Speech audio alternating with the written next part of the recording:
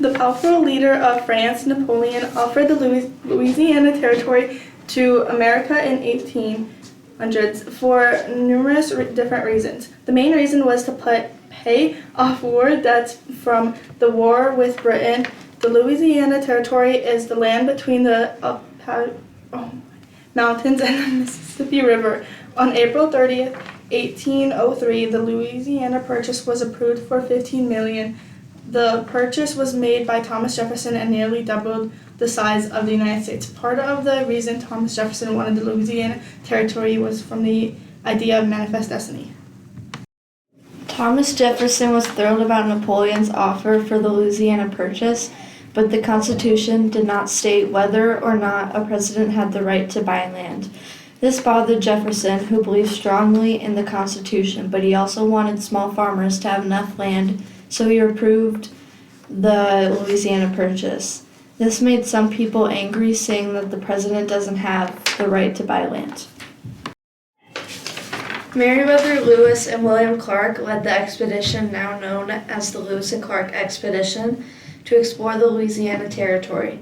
They went out in the summer of 1803 and spent the winter at St. Louis. In May of 1804, they started going up the Missouri River.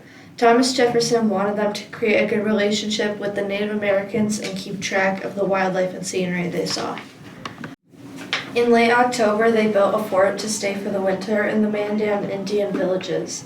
In spring of 1805, they set out again, but with a 17-year-old Shoshone woman named Sacagawea. Sacagawea was extremely helpful on the journey. Her language skills and geography knowledge were a big help. She was also a big help with trading and helping them cross the Rocky Mountains. Sacagawea was an extraordinary woman who helped Lewis and Clark on their expedition in many different ways and while taking care of a baby.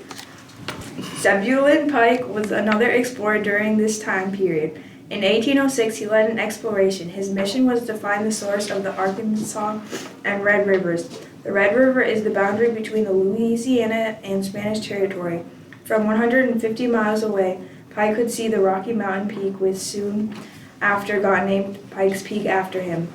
However, instead of finding the Red River, Pike and the rest of the explorers ran into the Rio Grande in Spanish territory. Spanish troops arrested them all. After being released by Spanish officials, the explorers returned to the United States in 1807.